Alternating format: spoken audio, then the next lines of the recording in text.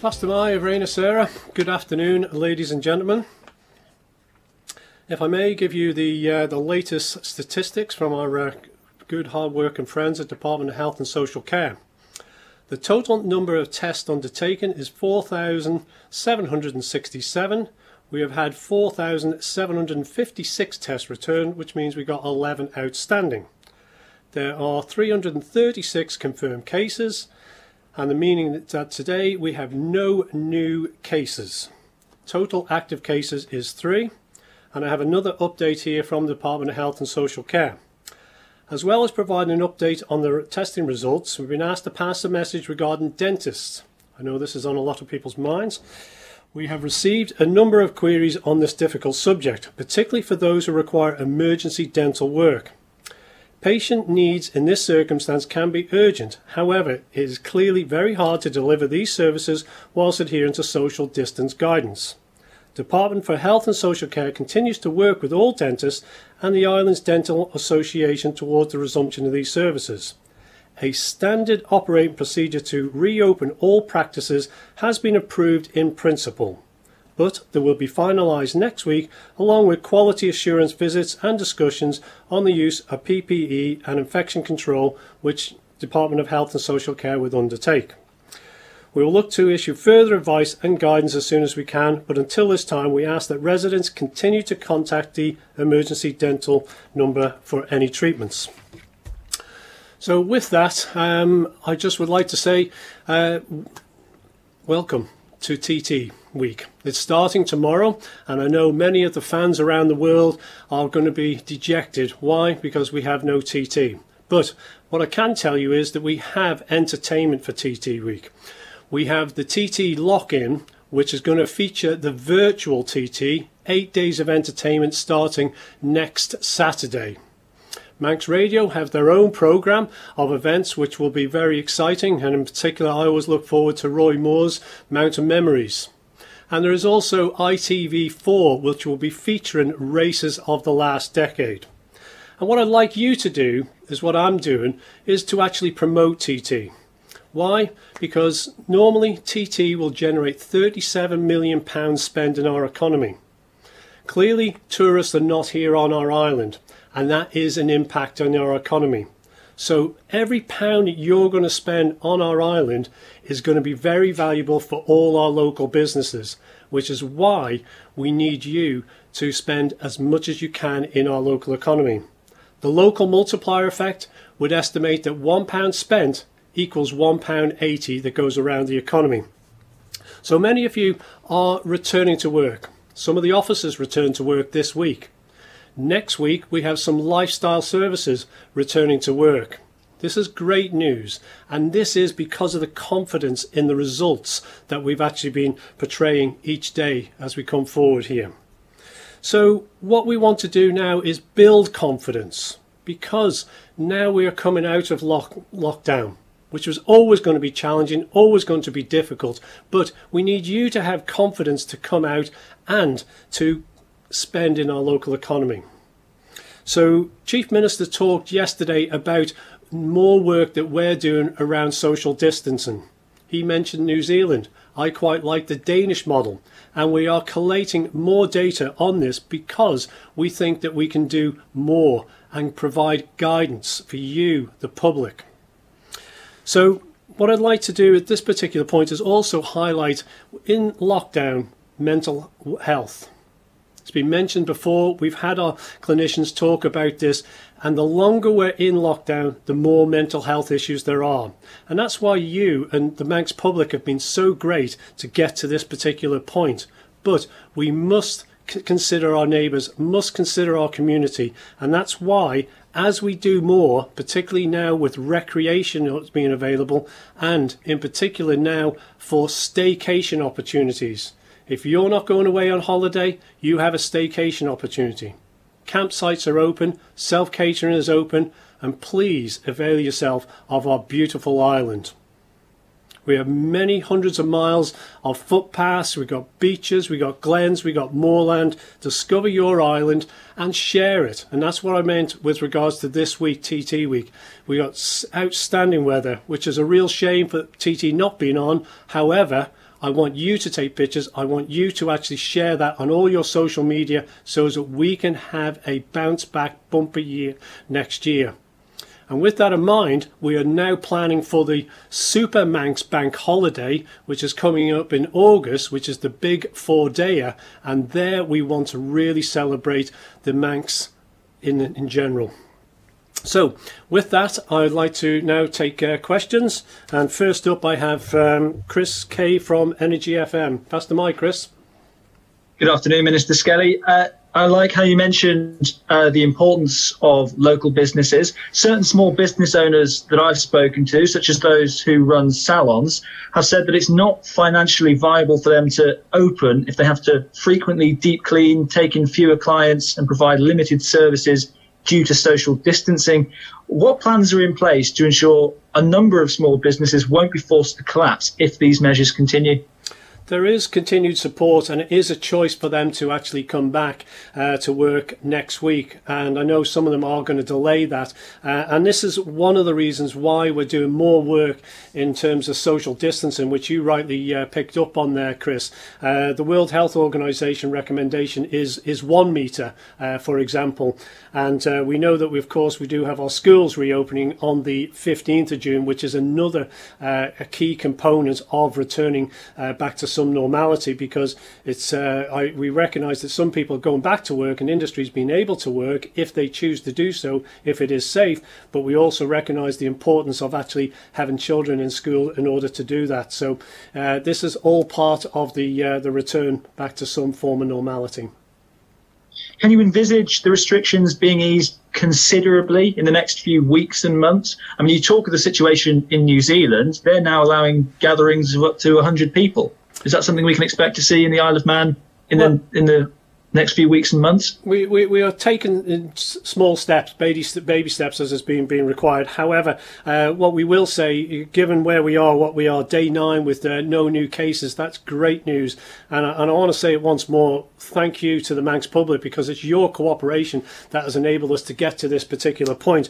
And our hospital actually now is COVID-free, which is a remarkable achievement. So we are taking steady, measured approach, and what we try to do in all cases is gather more evidence before we do actually make a decision. So as Chief Minister stated, I think it is next Thursday is our next major decision point. I mean, the Health Minister's mentioned numerous times over the last few months his caution and taking these baby steps. Do you think, though, that could be of the detriment in the long run if we don't act as a nation befitting of our situation rather than that of a jurisdiction, a country which has been worst affected by coronavirus? I mean, those numbers today, very, very encouraging once again. They are encouraging, and yes, we are taking a very steady, measured approach, it's fair to say, but we have been first movers in certain cases, particularly with regards to recreation, and and I hope people are enjoying having the 10 outside, 2 inside at the moment, as they can have more interaction, which is, so go back to the point there with regards to mental health, because that is becoming a growing issue, and I know my other colleagues are getting quite a number of calls with regards to that particular issue. So I think we're taking a good, steady, measured approach, and we look forward to next Thursday, when hopefully we'll be armed with more information, be able to make a more substantive statement by Chief Minister. Thank you, Chris. Next is Simon. Pass the mic, Simon. Good afternoon, Minister. And firstly, of course, backing up the good news, we've got the virus on the ropes, it seems, after a fantastic effort by all concerned. Secondly, though, and following up on Chris's theme, we now have a pretty huge and complex task of getting the economy back on track. Businesses that have been allowed to reopen are finding significant problems with implementing the new safety measures and trying to coax a sort of shell-shocked public back into their old buying habits. We've seen the business support grant, we have the Mirror scheme, but isn't it the case that many more tailored government support schemes will be needed in the coming months to prevent dozens, if not hundreds, of SMEs from going out of business? Yeah, thank you for that, Simon. Yes, you're talking about ongoing support. The more opportunities we have for industries to come back to work, that means that we can concentrate on those we know are going to have difficulty for a medium to longer term. In terms of schemes, what I am encouraged by, and I would like to highlight, is we do have an adaptation scheme.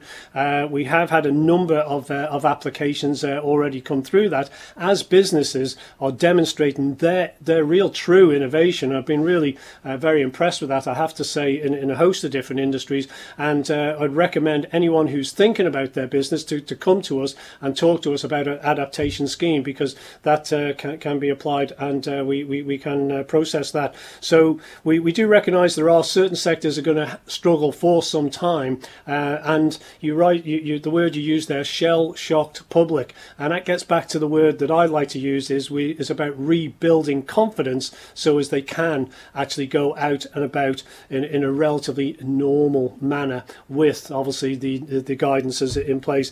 And do bear in mind, those who we are allowing to go back to work, it's only if they choose to do so, if they feel it is safe to do so, and there is support mechanisms in place. Treasury Minister just announced, I think it was now 2 weeks ago, with regards to the salary support schemes being extended right the way through the summer, which I know is a comfort to a number of businesses. Thank you, Simon. Thank you very much. Now, my second question: if the Isle of Man could, in fact, declare itself coronavirus-free, which now looks like a real possibility in the week or so ahead, do you see opportunities for us to gain economic benefit from such a status? And if so, how? Yeah, very good question. And yes, we would like to think that we could, or we will be very well positioned to take advantage of that. And one of the things that we're doing, and why I say I'd like you, the Manx public and the media, to promote the Isle of Man in its beauty. And what do we say in the Isle of Man? No better place on a fine day. And by God, we've had some fine days. So please share that, because what you're doing is you're promoting the Isle of Man, not just as a place to visit, which we will want that bounce back next year, but also a place to live and work, which is the very simple premise of the programme for government. And we know we're already gaining inquiries, and there are businesses that have people ready to move to the Isle of Man. Why? Because of our position here, but also the quality of lifestyle that we do have on our island. And I think we've all got a role and responsibility there to promote the Isle of Man, which is done to pretty good effect, I have to say, by a lot of the social media, along with the mainstream media, which you guys are. So, very good question now. Thank you, Simon. Tim. Thank you. As do I, Tim. Mighty haircut. Just amused. Yeah, it needed doing in this fine, glorious weather. You mentioned obviously TT, and we'd have hotels that would be bustling now with TT visitors, campsites, etc., But there is the fallout, the reputational fallout, because as well as we're getting all I should have been on the island today, we're getting a lot of comments about the fact that people didn't get a refund, and they have lost considerable amounts of money in some instances. You've put words out saying reputational damage to the island. You're working to avoid that with the hotels, but just could you give us some details as to how you're doing that if hotels are sticking with their non-refund policy? Yeah, you've raised this before, and I know this has done the rounds on social media, and it is a difficult issue, and I know there are one or two properties and people have been targeted, which is unfortunate, but what we have stated, and be very clear about it, is that we have supported the terms and conditions, which are individual to each of those businesses, and clearly for us here on the island, we did have, we have 70% of our hotel bed space on the promenade. They were living through the disruption of that. They then had the Flybe, and then COVID came along, and as you know, we work very much on a seasonal type of issue, so we know it's very difficult with the margins. But what I would say is there are many hoteliers as well as the tour operators have managed to forward book, which is great, and we welcome that. And good news just recently by the Steam Packet talking about their bookings for next year, which are shown very healthy, very strong, and we hope that can be maintained. And I'd also like to say that this is a global issue, the travel problem. Many people have booked holidays. There's airline collapses. I saw Sheeran's actually collapse there just this last week. You know, one of the oldest coach company, you know, in Britain, and that's another form of tourism that's quite strong for us here on the Isle of Man is coach travel, and what will happen as a result of that in terms of coach business, because given their demographic and, you know, that getting back to public having confidence to go on holiday. Right now, our focus here as an island is the domestic economy, which is why we need the island's population where they can to spend on island. So I get back to that multiplier effect. Every pound spent can represent £1.80 going around our local economy, which is really valuable for us, particularly more so now. I think it's just on that. It's more than just Shearings. They were part of a bigger group, and it's national holidays. We've seen their coaches on the island as well. So that's a further blow, isn't it, for that tourism sector, which is going to be, apart from the staycation trade, is going to be the last to really get it back on its feet. You're right, and this is why it's as we release sectors that can go back to work, who feel they are safe enough to go back to work and start generating income, less support will be needed for them, and allows us to concentrate and focus on what will be a strategy around particularly tourism and travel. But we are somewhat governed by what happens further afield when it comes to travel and tourism. But we know we have a good offer, and I would highlight that we were seeing good steady increase in our tourism over the last few years, and investment was running at an all-time high really, and so very encouraging. And I do know that there is still interest there, so but it will be a difficult one, and it will take some time. So the staycation is relatively small scale, but it is an opportunity that we do want to open up sooner rather than later. And secondly, how concerned are you by the sacking of Chris Thomas from the Council of Ministers, and comments that now Douglas Central MHK only said on the Manning Line about the Council of Ministers using emergency powers inappropriately, a group within Coman who are running things and sidelining other ministers? And why did Coman not read the mood of Tynwald correctly on Tuesday over the planning issue? Well, a number of questions there. Am I concerned? Yeah, I mean, Chris, I always brought value and fully respected his input, and personally had a lot of direct input with him. So it is what politics is very often. A week in politics is a long time. You know, I'm saddened to see him go, but now he is gone. I'm sure we will continue to work together. I worked with Chris previously as on the backbenches. That is the case. In terms of council ministers not reading the mood, that does and can happen, you know, from time to time. A lot of people think that council ministers has a block vote and can run things through Tynwald, and that's not the case. We do not have a majority, so that will happen from time to time, and it's certainly not the first. I'm sure it won't be the last. Well, I think anybody listening to the debate, it was clear pretty early on you weren't going to win it, and yet the debate carried on and on and on, and eventually you were defeated. As many debates do carry on, and that's democracy, you know, at work really, Tim. So, and I just would like to pay tribute actually to our parliament. You know, we've just had a House of Keys this afternoon, for example, and I was speaking to some of the staff working in the Parliament, and they were saying they're doing double the number of sittings than what they would normally do, and actually virtual, which is great for us that we could perhaps sit at home or in an office. They've actually got to almost double up with some of the functions that they do. So, but I want to say well done to them for facilitating the continuation of the political scrutiny and decision making and legislation that has just been passed today. Can I just ask the question you didn't answer there? The emergency powers, do you feel that they are being used appropriately? And also, are there little groups within Coman, as Chris Thomas believes there are? Well, I don't know. It probably referring to National Strategy Group, and clearly, you know, that is a body that is a part of Council of Ministers and clearly has been driving things on a daily basis, but with then Council of Ministers' support. So that's the makeup of our government, and it's just quite clear and straightforward. So, and I would suggest it has worked very effectively to date. Otherwise, we wouldn't be at this particular juncture.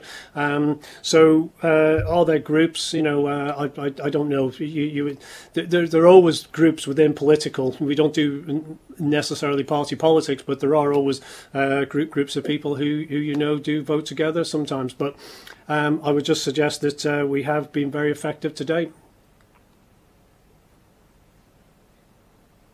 Any further questions from any of you? Well, can I ask about the emergency powers? Are they being used appropriately? Sorry, apologies. You didn't mention that again. Apologies. No, I think that is appropriate. It may be sometimes regarded as quite blunt in many ways. However, they've been very necessary. Why? Because we're in an emergency crisis situation. And clearly, if there is a different mechanism to do that, then and that is being explored as we speak with the Attorney General and the Chief Secretary, I know, are investigating that. But, you know, hopefully this will get to this particular juncture very shortly, that it will no longer be necessary. But I believe it has been necessary to date, and once more would say it has been effective. With planning? Well, that's that one particular case and that one particular issue, Tim. So, and a decision has been made. The will of Tynwald has been determined, and therefore, you know, we as government will have to adhere and work around that. But that's democracy at work, Tim. Thank you. Yeah, thank you. Any further questions, Chris or Simon? No. Great. Well, can I... Just following on from... Sorry. Go ahead. Yeah, just following on from what we were saying before, just about the Isle of Man and marketing it and getting people to come here and enjoy it now that we hopefully are going to be coronavirus free. It's absolutely key to get our borders open as soon as possible, really, isn't it? Because while we're effectively sealed off from the rest of the world in many respects, we can't really cash in on that opportunity. Yeah, no, but borders are a problem. But in terms of marketing, Simon, I think one of the strongest points which we talked about, I mentioned earlier about the Isle of Man being an attractive place to live and work. I've been reading a number of articles people have been sharing with me about, do they really want to live in a big city? Do they really want to have a commute on public transport? And there are people I know that actually moved here, local Manxies, that came back to the Isle of Man and are actually working for UK companies, and quite frankly, some of them do not want to go back to the UK, but they've proven they can be still productive. And as a government, I think we've demonstrated that too. I just look at our own department. Within a week, 98% of us were working from home.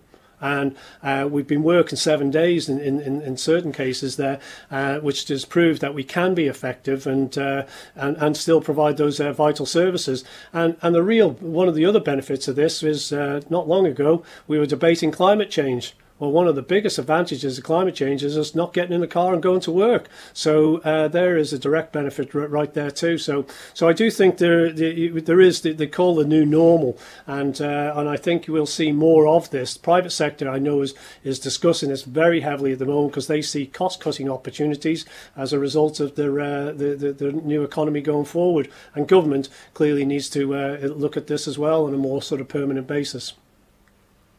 Thank you. Thank you. Great.